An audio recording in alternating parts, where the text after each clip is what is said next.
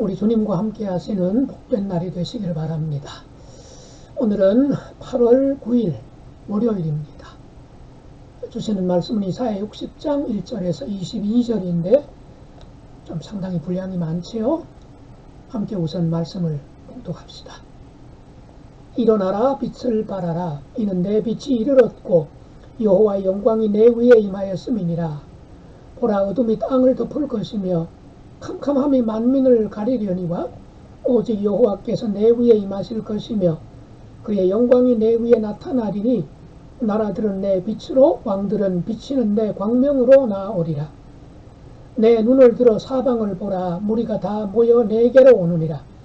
내 아들들은 먼 곳에서 오겠고 내 딸들은 안기어 올 것이라. 그때 내가 보고 깊은 빛을 내며 내 마음이 놀라고 또 화창하리니 이는 바다의 부가 내게로 돌아오며 이방 나라들의 재물이 내게로 옴이라. 허다한 낙타 미디안과 에바의 어린 낙타가 다 내 가운데에 가득할 것이며 스바 사람들은 다 금과 유향을 가지고 와서 여호와의 찬송을 전파할 것이며 게달의 양무리는 다 내게로 모일 것이요 느바요스의 수량은 내게 공급되고 내 제단에 올라 기꺼이 받음이 되리니 내가 내 영광의 집을 영화롭게 하리라. 저 구름같이 비둘기들이 그 보금자리로 날아가는 것 같이 날아오는 자들이 누구냐? 곧 섬들이 나를 앙망하고 다시스의 배들이 먼저 이르되 먼 곳에서 내 자손과 그들의 은금을 아울러 싣고 와서 내 하나님 여호와의 이름에 드리려 하며 이스라엘의 거룩한 이에게 드리려 하는 자들이라. 이는 내가 너를 영화롭게 하였음이라. 내가 노하여 너를 쳤으나 이제는 나의 은혜로 너를 불쌍히 여겼은즉 이방인들이 내 성벽을 쌓을 것이요 그들의 왕들이 너를 섬길 것이며 내 성문이 항상 열려 주야로 닫히지 아니하리니 이는 사람들이 내게로 이방 나라들의 재물을 가져오며 그들의 왕들을 포로로 이끌어 옴이라. 너를 섬기지 아니하는 백성과 나라는 파멸하리니 그 백성들은 반드시 진멸되리라. 레바논의 영광 곧 잣나무와 소나무와 황량목이 함께 내게 이르러 내 거룩한 곳을 아름답게 할 것이며 내가 나의 발둘 곳을 영화롭게 할 것이라. 너를 괴롭히던 자의 자손이 몸을 굽혀 내게 나오며 너를 멸시하던 모든 자가 내 발 아래에 엎드려 너를 일컬어 여호와의 성읍이라 이스라엘의 거룩한 이의 시온이라 하리라. 전에는 내가 버림을 당하며 미움을 당하였으므로 내게로 가는 자가 없었으나 이제는 내가 너를 영원한 아름다움과 대대의 기쁨이 되게 하리니 내가 이방 나라들의 젖을 빨며 뭇 왕의 젖을 빨고 나 여호와는 내 구원자 내 구속자 야곱의 전능자인 줄 알리라. 내가 금을 가지고 놋을 대신하며 은을 가지고 철을 대신하며 놋으로 나무를 대신하며 철로 돌을 대신하며 화평을 세워 관원으로 삼으며 공의를 세워 감독으로 삼으리니 다시는 강포한 일이 내 땅에 들리지 아니할 것이요 황폐와 파멸이 내 국경 안에 다시 없을 것이며 내가 내 성벽을 구원이라 내 성문을 찬송이라 부를 것이라. 다시는 낮에 해가 내 빛이 되지 아니하며 달도 내게 빛을 비추지 않을 것이요 오직 여호와가 내게 영원한 빛이 되며 내 하나님이 내 영광이 되리니 다시는 내 해가 지지 아니하며 내 달이 물러가지 아니할 것은 여호와가 내 영원한 빛이 되고 내 슬픔의 날이 끝날 것임이라. 내 백성이 다 의롭게 되어 영원히 땅을 차지하리니 그들은 내가 심은 가지요 내가 손으로 만든 것으로서 나의 영광을 나타낼 것인즉 그 작은 자가 천명을 이루겠고 그 약한 자가 강국을 이룰 것이라. 때가 되면 나 여호와가 속히 이루리라. 예, 오늘 22절까지 본문이 상당히 깁니다. 매일 성경 교재에 오늘 본문의 제목을 일어나라 빛을 발하라 해서 1절 말씀을 제목으로 삼았는데요. 바로 시온을 두고 하나님이 하시는 말씀인데 시온은 예루살렘을 말하고 있는 거죠. 좀 더 확장하면 시온의 백성들, 예루살렘 백성들, 그리고 하나님이 택한 백성들 더 확장하면 구원받은 하나님 나라 백성을 말씀하십니다. 그들을 향하여 이제 벌떡 일어나라고, 깨어나라고 말씀하십니다. 왜 깨어나라고 일어나라고 말씀하십니까? 빛을 발하라고 말씀하십니까? 때가 되었기 때문입니다. 어느 때요? 하나님이 펼치실 새로운 시대가 시작되었다고 하는 겁니다. 그래서 오늘 본문은 하나님 나라의 설계도, 하나님이 이상적으로 계획하시는, 설계하시는 하나님 나라의 모습을 희미하게나마 또는 간략하게 보여주고 있다, 이렇게 말씀드릴 수가 있겠습니다. 그래서 하나님은 그동안 멸망당해서 나라가 망하고 성전이 무너지고 바벨론의 포로로 끌려가서 온갖 멸시와 조롱과 고통을 겪던 하나님의 백성들을 이제는 예루살렘으로 돌아오게 해주시고, 나아가서 1절 보세요. 일어나라 빛을 발하라, 이는 내 빛이 이르렀고 하면서 너라고 불러주십니다. 조롱당하고 무시당하는 백성들을 향하여 너라고 직접 아주 친근하게 불러주십니다.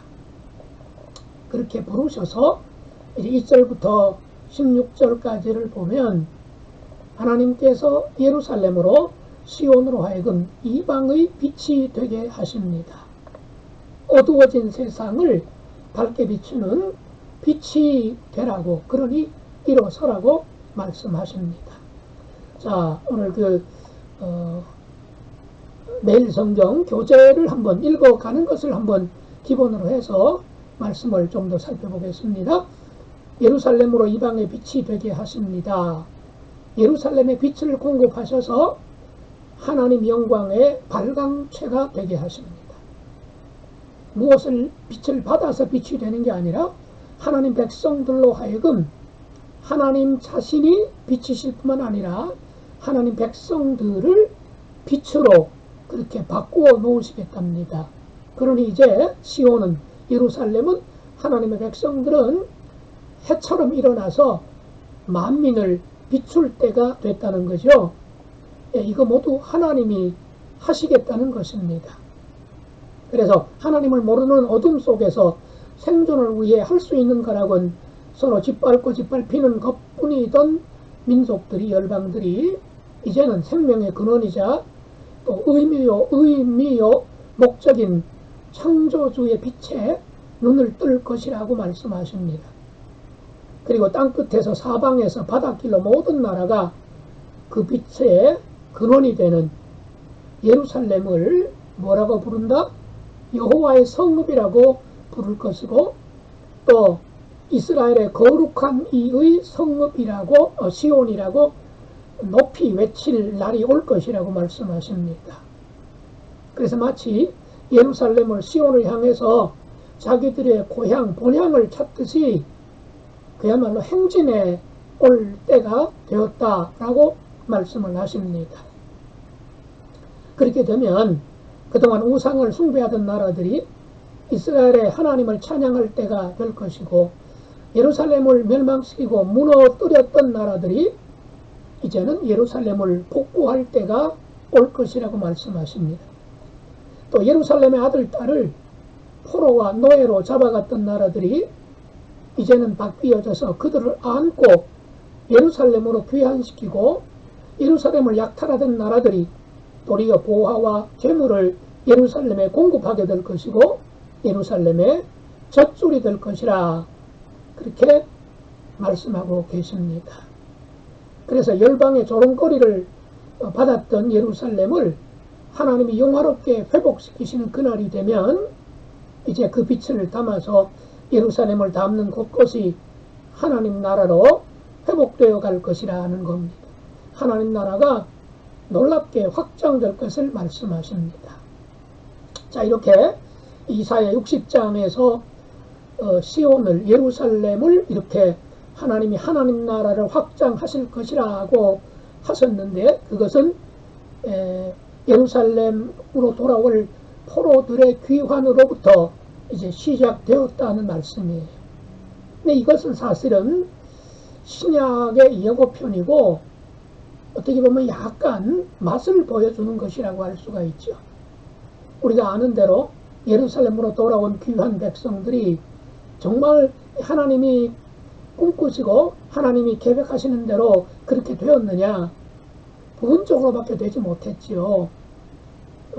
잘 아시는 대로 그 후에 몇백 년이 지나서 그만 페르시아 제국으로부터 벗어나긴 했지만 그리스의 지배를 받게 되고 또다시 로마의 지배를 받게 되고 그러지 않았습니까? 자, 그런데 바로 부분적으로 임시적이라고 할 수 있는 그런 회복에 지나지 않았던 예루살렘을 온전하게 회복하신 분이 계십니다. 바로 예수님이시죠. 참빛 되신 예수님께서, 예수님을 통해서 하나님은 하나님의 온전한 빛을 세상에 만방에 열방에 빛을 비추셨지요. 그야말로 흑암에 있던 백성들이 큰 빛을 보았다. 복음서에 나오지 않습니까? 그래서 예수 그리스도를 통해서 위에 있는 예루살렘의 모델하우스로 세워진 것이 바로 이 땅의 교회들입니다. 그래서 우리 하나님께서는 구약에서는 예루살렘 성전과 시온을 통해서 유대 백성들을 통해서 그 일을 하셨다고 한다면 이제는 바로 새로운 예루살렘인 교회를 통해서 하나님 나라를 확장하시고 땅끝까지 복음이 전파되기를 바라시는 것이 된 거죠. 그래서 이제 포로에서 돌아왔던 백성들이 일어나서 빛을 발해야 했다고 한다면 이제는 바로 우리가 일어나서 빛을 발하는 그런 사명을 받았습니다. 그래서 우리 예수님께서 너희는 세상의 빛이다 이렇게 선포해 주셨던 거죠. 그러니까 사실은 우리는 빛이 되려고도 노력해야 되지만 힘써야 되지만 우리는 예수님으로부터 이미 세상의 빛이라는 임명을 받은 사람들이에요. 근데 우리가 그 빛을 그만 말 아래 감추어 두고 있죠. 그러므로 이제는 빛을 비추는 그런 사명을 우리가 감당할 때가 되었고 우리가 세상 속에서 또는 성전 밖에서 똑바로 사는 것이 빛을 비추는 그런 하나님 나라를 확장하는 그 사명에 돌입하게 되는 것 아니겠습니까? 자, 이렇게 하나님 나라가 확장이 되면 예수님께서 꿈꾸시고 하나님이 꿈꾸시는 온전한 하나님 나라, 온전한 새 예루살렘은 어떤 모습일까요? 역시 규모가 얼마가 되는지, 새하늘 새 땅이 무슨 그 천국이 무엇으로 단장됐느냐, 사실 이거는 중요하지 않습니다. 자, 17절부터 20절에 보면 바로 하나님 나라는 어떤 성격을 가지고 있는가를 아주 멋있는 용어를 동원해서 표현하고 계십니다. 자, 계속 교재 볼까요? 복의 근원이 되어 열방을 하나님께로 인도해야 할 사명을 저버리고 도리어 그 어떤 나라보다 우상과 불의와 부정에 탐닉한 예루살렘은 멸망할 테지만 반대로 하나님은 새하늘과 새 땅의 새 예루살렘을 바라보고 계신다. 이것은 이제 며칠 뒤에 보게 될 이사야 65장에서 우리가 다시 확인할 수가 있을 것입니다. 아울러 우리는 요한계시록 21장 1절부터 4절까지 제가 주로 장례식 집전할 때에 한 번씩은 꼭 봉독하고 함께 대하는 말씀 가운데 나오죠. 바로 새 예루살렘에는 어둠도 없고 눈물도 없고 고통도 없고 그런 곳인데 바로 신부가 신랑을 위하여 단장한 것 같다. 그런 표현이 나오지 않습니까? 바로 그곳은 어떤 곳이냐? 아름답게 단장한 곳이기도 하지만, 오늘 본문에 따르면 관원과 감독의 통제가 필요 없는, 꼭 감시해야 되고 감독해야 되는 그런 곳이 아니라고 하는 거예요. 왜 그러냐? 화평하고 공의가 일상이 된 나라이기 때문이라는 거죠. 갑도 없고 을도 없는, 모두가 하나님 자녀로서 서로 화평하게 섬기고 사랑하고 화목하게 사는 것이기 때문에 감시 감독이 특별히 필요 없다는 것입니다. 자, 이렇게 되니까 굳이 무슨 외부로부터 침략을 받을 것을 두려워해서 성벽을 쌓아야 되고 성문을 닫아 걸어야 될 일이 없게 되겠지요. 그래서 완전한 구원과 평화로운 찬송만이 가득한 곳이 하나님 나라가 된다는 것입니다. 또 하늘에 해와 달도 필요 없대요. 왜 그렇습니까? 하나님이 빛이 되시고 하나님의 백성들이 빛이니까 해와 달이 더 이상 존재할 필요가 없다는 얘기죠. 자, 그렇다고 해서 우리가 지금 보는 태양이나 달, 별들 이런 것들이 사라진다, 그런 의미는 아닙니다. 그야말로 우리가 빛이고 하나님이 온전한 빛이시고 그 빛이 가득한 곳이니까 더 이상 어둠이 존재하지 않는다는 것을 우리가 이해하기 쉽게 표현해 놓고 있는 것을 이해하시면 되겠습니다. 우리가 꿈꾸는 나라, 바로 이런 나라 아닐까요? 정말 이런 세상, 우리 대한민국이, 그리고 아시아가, 온 지구촌이 하나님이 꿈꾸시는 새하늘과 새 땅으로 새롭게 되는 그런 세상이 온다면 얼마나 좋겠습니까? 이미 사실 이 세상은 임하였습니다. 예수님께서 외치셨잖아요. 하나님 나라가 가까이 왔다라고 말씀하지 않으셨습니까? 예수님이 이 땅에 첫 번째로 오셨던 바로 2000년 전이 사실은 새하늘 새 땅, 하나님 나라가 시작된 시점이지요. 이제 우리는 하나님 나라가 완전하게 이루어지는 그날을 지금 기다리면서, 즉 예수님의 재림을 기다리면서 하나님 나라의 완성을 위해서 오늘도 내일도 우리가 있는 자리에서 우리가 빛으로서, 내가 빛 되어서 살아가야 되는 그런 사명이 있다 하는 얘기죠. 여러분, 이 사명, 그리고 그날을 우리가 잊지 않고 오늘도 열심히 빛으로서 이날도 그렇게 살아가는 귀한 분들 되시기를 주님의 이름으로 축복합니다. 기도하겠습니다. 하나님 우리 아버지, 하나님이 꿈꾸시는 하나님 나라, 하나님이 계획해 놓으신 새하늘 새 땅을 바라봅니다. 그야말로 이제는 우리가 일어나서 빛을 발할 때입니다. 예수님이 빛이시고 주님은 우리를 세상의 빛이라고 말씀해 주셨는데 우리가 어둠이 되는 경우가 있사오니 주님, 저희들을 용서해 주옵소서. 저희들을 불쌍히 여겨 주시옵소서. 다시 일어나 빛을 발하는 하나님의 자녀들 되게 도와주시고 우리 하나님의 빛이 온 땅을 비추는 그런 세상, 화평하고 감사와 평화와 기쁨이, 찬양이 넘쳐나는 그날을 우리가 바라보며 지금 여기에서 나부터, 우리부터 빛으로 살아갈 수 있도록 은혜 베풀어 주시옵소서. 예수님 이름으로 기도드리옵나이다. 아멘.